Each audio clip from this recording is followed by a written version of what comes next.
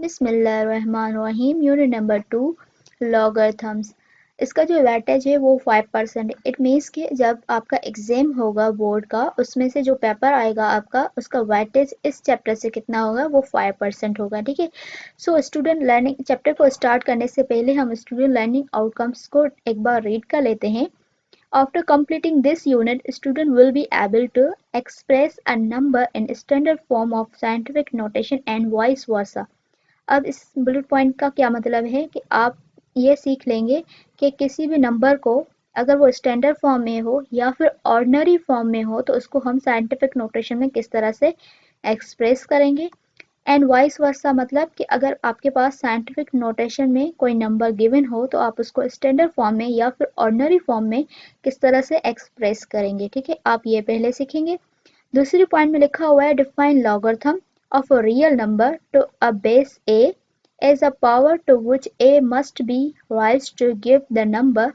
अब ये डेफिनेशन लिखी हुई है किसकी, a power x is equal to y जो है वो इक्वलेंट है logarithm of a y is equal x। अब ये क्या है, जिस तरह से मैंने आपको बताया कि स्टैंडर्ड फॉर्म से साइंटिफिक नोटेशन या साइंटिफिक नोटेशन से स्टैंडर्ड फॉर्म में हम किस तरह से नंबर को कन्वर्ट करते हैं वो सीखेंगे। और यहाँ पे भी वही है, यहाँ पे भी उसी कॉन्सेप्ट को लेकर आप अंडरस्टैंड करें कि ये हमारा एक्सपोनेंशियल फॉर्म में लिखा हुआ है। ठीक है, कोई नंबर अगर एक्सपोनेंशियल फॉर्म में लिखा हो तो उसको हम लॉगरिथम फॉर्म में किस तरह से कन्वर्ट करेंगे, या फिर लॉगरिथम फॉर्म में लिखा हो तो उसको हम एक्सपोनेंशियल फॉर्म में किस तरह से कन्वर्ट करेंगे, वो हम सीखेंगे मतलब टॉपिक नंबर 2 में। ठीक है, उसके बाद है डिफाइन अ कॉमन लॉगरिथम।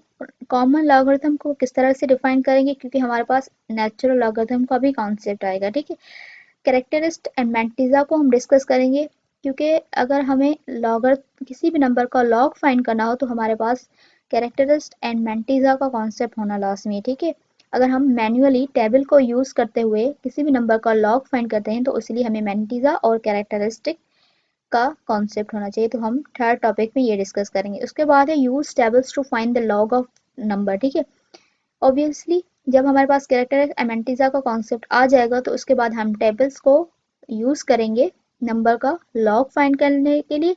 और सिमिलरली जिस तरह से हम टेबल को यूज कर रहे हैं लॉग फाइंड करने के लिए, इस तरह से हमारे पास एंटी लॉग की भी अलग से टेबल्स हैं जिसको हम यूज करेंगे in order to find the anti log of number. ठीक है, पहले हम कॉन्सेप्ट लेंगे एंटी लॉग का और इसके बाद हम टेबल्स को यूज करेंगे in order to find the anti log of a number.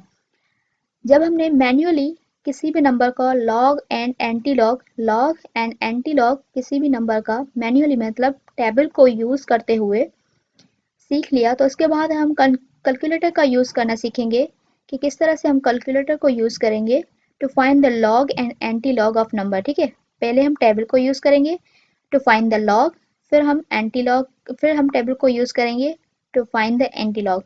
जब हमने टेबल से सीख लिया लॉग और एंटी लॉग फाइंड करना किसी भी नंबर का, तो फिर हम कैलकुलेटर का यूज करना भी सीखेंगे कि कैलकुलेटर को यूज करते हुए हम लॉग और एंटी लॉग किसी भी नंबर का किस तरह से फाइंड कर सकते हैं। उसके बाद है differentiate between common and natural logarithm. जैसे मैंने आपको बोला कि हम कॉमन लॉगरिथम को डिस्कस करेंगे तो हम नेचुरल लॉगरिथम को भी डिस्कस करेंगे। ठीक है, तो यहाँ पे डिफरेंशिएट लिखा हुआ है तो ऑब्वियसली कॉमन और नेचुरल लॉगरिथम में क्या डिफरेंस पॉइंट्स हैं हम वो डिस्कस करेंगे, मतलब इनको डिफरेंशिएट करेंगे कॉमन और नेचुरल लॉगरिथम को। उसके बाद लिखा हुआ है राइट 10 लॉग। अब लॉग 10 वाई नहीं पढ़ेंगे, log of y with base 10। ठीक है, ये बेस 10 है, इसको हम बेस कहते हैं और जो नंबर लिखा हुआ है तो हम ऑब्वियसली वही रीड करेंगे, यहाँ पे 10 है तो हम log of y with base 10। ठीक है, इसको हम लिख सकते हैं लॉग वाई। ठीक है, अगर लॉग ऑफ वाई नहीं लॉग वाई है। ठीक है, लॉग वाई विथ बेस 10 है। ठीक है, मतलब लॉग वाई का जो बेस 10 है तो हम उसको सिंपली लॉग वाई लिख सकते हैं या लॉग वाई। ठीक है, लेकिन अगर लॉग वाई, ठीक है, उसका जो बेस है वो ई है मीन्स नेचुरल लॉगरिथम है तो उसको हम सिंपल में क्या लिखेंगे एल एन वाई। ठीक है, किसी भी लॉगरिथम का अगर बेस 10 है तो उसको हम सिंपली लॉग वाई लिखेंगे। अगर किसी लॉग लॉग का बेस ई है मतलब नेचुरल लॉगरिथम है तो उसको हम सिंपली एल एन वाई लिख सकते हैं। ठीक है, ये दोनों लॉग को लिखने के वे हैं। ये है हमारा कॉमन लॉगरिथम और ये है हमारा नेचुरल लॉगरिथम। नेचुरल लॉगरिथम क्यों है, क्योंकि इसका बेस ई है और ये कॉमन लॉगरिथम क्यों है, क्योंकि इसका बेस कॉमन मतलब 10 है, ठीक है। उसके बाद लिखा हुआ है कि अगर कॉमन लॉगरिथम लिखा हो, ठीक है, उसको हम एक्सपोनेंशियल फॉर्म में किस तरह से कन्वर्ट करेंगे, और अगर हमारा नेचुरल लॉगरिथम वाला लिखा हो तो इसको हम एक्सपोनेंशियल फॉर्म में किस तरह से कन्वर्ट करेंगे। सो हम ये सीखेंगे। Prove the following laws of algorithm. Laws of algorithm, ठीक है, यहाँ पे हमारे पास 4 लॉज हैं किसके, लॉगरिथम्स के। उसको हम यूज करना भी सीखेंगे और उसका हम प्रूफ भी सीखेंगे कि ये हमारे प्रूफ किस तरह से होंगे, ठीक है। सो पहला लॉ क्या है कि log of a m n, ठीक है, अगर मल्टीप्लिकेशन में है दो नंबर, उसको हमें लॉगरिथम फाइंड करना विद बेस ए, तो मल्टीप्लिकेशन बेसिकली कन्वर्ट होगी एडिशन में। अगर कोई नंबर डिवीजन में हो और उसका हमें लॉग फाइंड करना हो तो हम उसको लॉग लॉग की जो लॉ है वो अप्लाई करेंगे, मतलब उनको डिफरेंस में, ठीक है। अगर आप मैन्युअली दो नंबर आप मल्टीप्लिकेशन करते हैं फिर उसके बाद उसका लॉग फाइंड करते हैं तो वो हमारा लेंदी प्रोसेस हो जाएगा, ठीक है। यहाँ पे लिखी हुई है ना वर्डिंग, वो हमारा लेंदी प्रोसेस हो जाएगा, इसलिए हम लॉस को यूज करते हैं। अगर मल्टीप्लिकेशन में होगा तो हम एडिशन में कन्वर्ट करेंगे और उसके बाद लॉग फाइंड करेंगे। अगर कोई दो नंबर डिवीजन में है और लॉग फाइंड करना हो तो पहले हम उसको लॉ अप्लाई करेंगे, मीन्स उसको सब्ट्रैक्शन में लिखेंगे, उसके बाद लॉग फाइंड करेंगे। इसी तरह अगर पावर हो तो हम पहले पावर को मल्टीप्लाई करवाएंगे इस लॉगरिथम के साथ, ठीक है। और ये हमारा फोर्थ लॉ लिखा हुआ है। इट मीन्स कह रहा है कि applying these laws of logarithm to convert lengthy process of multiplication division, applying these laws of logarithm, these laws of logarithm, हम ये जो लॉज है लॉगरिथम को इसलिए अप्लाई कर रहे हैं to convert the lengthy process of multiplication and division, multiplication और डिवीजन या फिर पावर ओवर पावर, ठीक है। ये जो प्रोसेस है एक्सपोनेंशियल, ठीक है, lengthy process of multiplication division and exponential, ठीक है, इनको हम क्या कह रहे हैं, ये लेंदी प्रोसेस है, इसको कन्वर्ट कर रहे हैं इनटू इजियर प्रोसेस में किस तरह से कन्वर्ट कर रहे हैं, इस लॉस को अप्लाई करके, ठीक है। मतलब मल्टीप्लाई में हो तो ऐड करवा दे, डिवीजन डिवीजन में हो तो सप्रेस करवा दे, और अगर एक्सपोनेंशियल में हो तो पावर पहले लिख ले, उसके बाद लॉग फाइंड करके उसके साथ वो पावर मल्टीप्लाई करवा दे, ठीक है, into easier process of multiply addition and subtraction. So ये हमारे कुछ चैप्टर्स की लिखी हुई थी लर्निंग आउटकम्स, ठीक है। अगर आप चैप्टर कवर कर लेंगे तो ये सारे कॉन्सेप्ट आपके पास होंगे।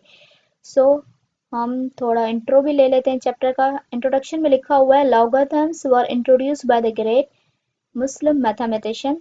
अब ये इंट्रोडक्शन जो हम पढ़ रहे हैं इससे आप एनालाइज करेंगे, यहाँ से आपके एमसीक्यूज जो है ना वो ज़्यादा बन रहे हैं। अगर हम रीड भी करते जाते हैं और आपको अंडरस्टैंड भी करवाते हैं कि किस तरह से एमसीक्यूज आपके बोर्ड्स के एग्जाम में या फिर आपका क्लास टीचर आपका जो क्लास टेस्ट होती है उसमें पूछ सकता है, ठीक है। Logarithm were introduced by the great Muslim mathematician. पहला एमसीक्यू ये बन सकता है कि लॉगरिथम जो है वो किस मतलब मैथमेटिशियन से इंट्रोड्यूस करवाया गया था, मुस्लिम था, हिंदुज़म था या चाइनिज़्म था, कौन सा था, तो मुस्लिम मैथमेटिशियन था जिसने इंट्रोड्यूस किया था लॉगरिथम को, ठीक है। एक ये वाला एमसीक्यूज बन सकता है।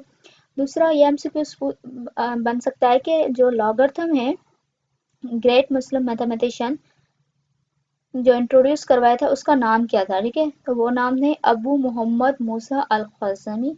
तीसरा एमसीक्यूज ये बन सकता है कि 17th सेंचुरी में वो कौन सा मैथमेटिशियन था जिसने कॉन्सेप्ट दिया था लॉगरिथम का, ठीक है, further and prepare the tables for it, मतलब उसने टेबल्स बनाई थी और फर्दर कॉन्सेप्ट दिया था लॉगरिथम का।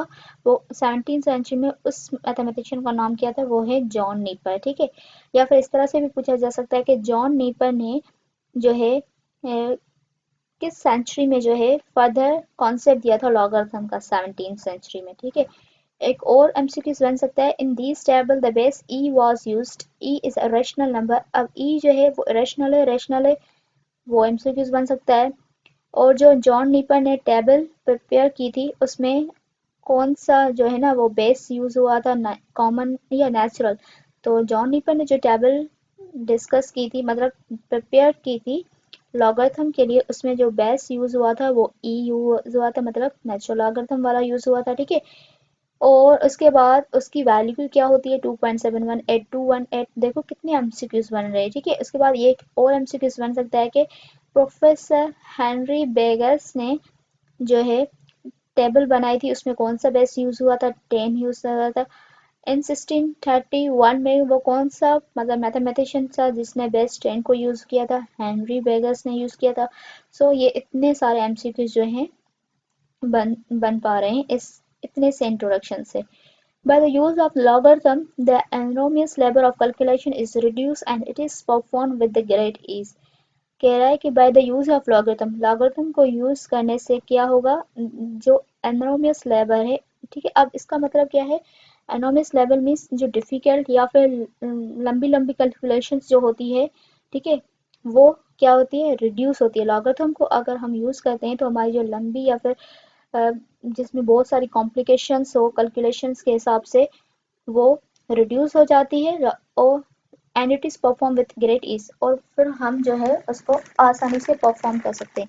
जैसे हमने लास्ट पढ़ा ना मल्टीप्लिकेशन, ठीक है। अब मल्टीप्लिकेशन कैलकुलेशन जो है ना वो बहुत डिफिकल्ट से होती, लेकिन अगर हमने लॉगरिथम का लॉ यूज कर लिया तो वो क्या हो गया? रिड्यूस हो गई, कॉम्प्लेक्स कॉम्प्लेक्स कैलकुलेशन रिड्यूस हो गई, और वो आसानी से हम पहले लॉग फाइंड करके फिर ऐड करवा रहे हैं, ठीक है। तो ये था हमारा बेसिकली इंट्रोडक्शन लॉगरिथम का, कि हम यूज़ क्यों कर रहे हैं, और उसके अलावा हमारा लॉगरिथम किसने दिया, कौन से मैथमेटिशियन थे, किस ईयर में दिया, कौन सा बेस यूज़ हुआ। तो ये था इंट्रोडक्शन, जिससे एमसीक्यूज पॉइंट ऑफ व्यू से ये इंट्रोडक्शन बहुत इंपॉर्टेंट है। सो उसके बाद जो टॉपिक आ रहा है वो है साइंटिफिक नोटेशन, तो इंशाल्लाह वो हम नेक्स्ट वीडियो में डिस्कस करेंगे। अल्लाह हाफिज़।